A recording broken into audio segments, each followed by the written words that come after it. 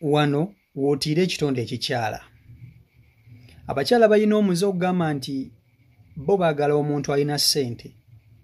Naye ate omukyala bw'aba nti alina emize gye ne bw'afuna omuntu ng'alina ssente tasobola kutereera. Patricia ne yakakanye ku bbaawe Robert n'amufumita ebiso ebyamujje mu bulamu bw'ensi eno. Kyavudde ku kuswala. Oluvannyuma lwa Robert okukizuula nti omukyala ono yazaalira omwana mu maka ge, yayendera mu nnyumba ye. Kyokka nga mukyala wa mpeta. Ababiri ba mpeta era nga Robert yakuba Patricia embaga makeke. Robert yawa buli kimu Patricia. Yamuzimbira amaka mwabadde atudde mwabadde afumbira. Yamugulira emmotoka Patricia abadde yeevuga tabadde bubi. Neera Patricia abadde akola emize mibi mu maka ga Robert. N'azaliramu n'omwana. Abakazi kiki? Okumanya omukyalo ono Patricia muzibu. Yakwata omulambo gwa Robert ng'akimanyi nti amaze okumutta, amufumise ebiso afudde. Ne yeefuula agulute mu ddwaliro ng'ayagala omusawo okukoleko postmortem ey'ekicwangala. Kyokka mu kukubira baganda ba Robert yabagamba nti Robert ali mu ddwaliro, ali mu koma, afunye accident tayogera. Ye bwe yatuuka eri n'ayagala okugulira abasawo bakyuse ensonga zino. Abasawo kye bataakola. Yalaba ensonga zino zikalubye kwe kumalamu omusubi era nga yakwata ebyapa byonna ebya Robert n'adduka nabyo. Yeyambibwako omuvuzi wa booda yali abavuga ewaka oba yali abasomberako ebintu, saako ne baganda ba Patricia abalala era nga nabano baakwatiddwa. Kasobola kutuuseko vidiyo eno kusaba ogimpereka like etambule tuke ku buli muntu. Video yiyo. But our brother was killed on a Saturday. Because omukyala yamala okola byakola, she called me first. Nga ngamba mbu mukwaya musanze is bleeding in the house and kati tuli to doctor's hospital Seguku. Okay, nali nyina byenkola, nali nyina meeting gyendimu, yali kind of a security meeting Entebbe eyo. Nomugamba kamalize byenkola nja kujja naye kasita muli mu ddwaliro muli mu basawo, nze siri musawo.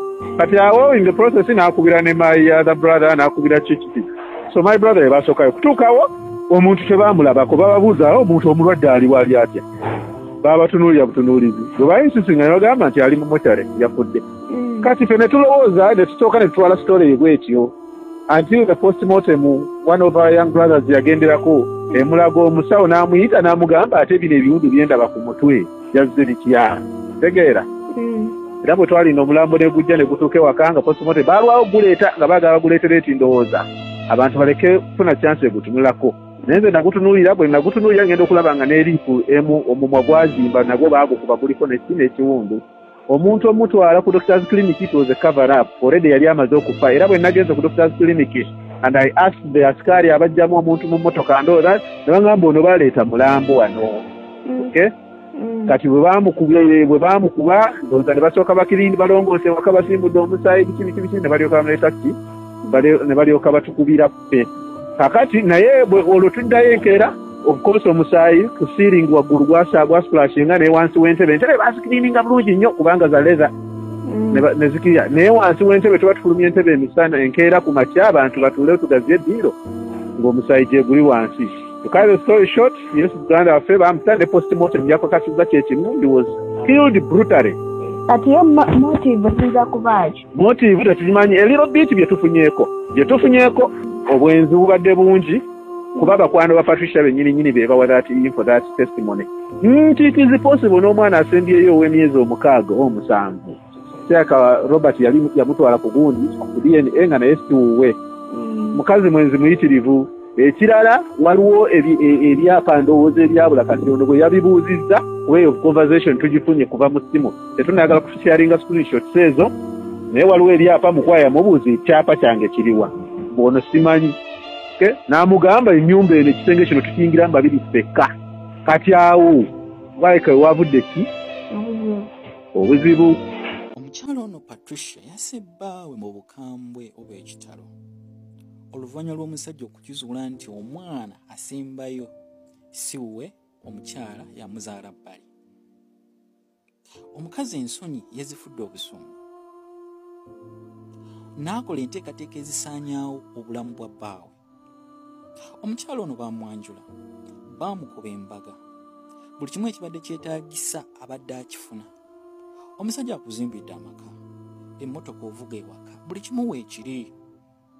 Omukozi waali tomenyeka, buli ekyetaagisa akikuwadde, naye ate era tekikumalidde, otandise okulaba nkani bbali. Obwenzi, omukazi omwenzi mubi nnyo. Munnange nkubuulira musajja gwali eyo, omukazi omwenzi essaawa yonna akutta, oba akuttisa. Wakati nga tonnawasa mukazi, sooka omwetegereze nnyo. Sooka olabe engeri gy'ali yakitingamu ng'anyiize. Munyiizeemukko ng'okigenderedde, olabe engeri gy'agenda okulya kitingamu.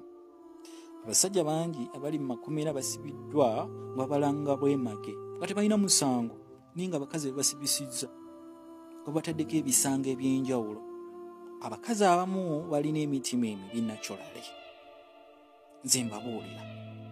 Naye kabakadde, olwaliro okikoze omwana w'omuntu era enkya kiri ku mwana wo, naawe abalinzi ogenda kubazaala. Twegendereze nnyo. Abakazi bafuuse abakazi. Ab'ensangi zino si bangu n'akatono. Olina funa mukwano gwo. Kitalo nnyo, kitalo ddala ekya muganda wange ono Robert Mukwaya yafidde mu bulumi obw'amaanyi, naye ennyongera bategeeza nti omukyalo n'akwatiddwa wamu ne maama we n'owooluganda lwe eyamuyambyeko, era n'abamu ku bantu abamuyambyeko bakyanoonyezebwa. Olwo n'owa booda omu abadde amukukusa nga ayagala omutwala ku kisaawe Entebbe asobole okuva mu ggwanga olunaku olwaleero, naye akwatiddwa era kati atemeza mabega wa mitayimbwa. Kimanyiddwa nti bakyategerekese nti omukyalo ono yasazeewo attebba Mukwaya Robert. Oluvannyuma lwa Mukwaya Robert okukizuula nti omwana asembayo si wuwe, omusajja mulala, kubanga badde balina abaana babiri oba badde amenyamu abaana babiri. So Patricia ono lwakitegedde nti omwami we akitegedde nti omwana owokubiri si wuwe, n'akozesa olukujjukujju okulaba ng'amugja mu bulamu bw'ensi eno, ekitaabadde kirungi yadde n'akatono, era maziga meereere eri ab'enganda oba n'ab'emikwano abadde bamanyi omwami ono oba muganda wange ono Mukwaya Robert. Kitalo nnyo, kitalo ddala, ne we twogerera ali mabega wa mitayimbwa.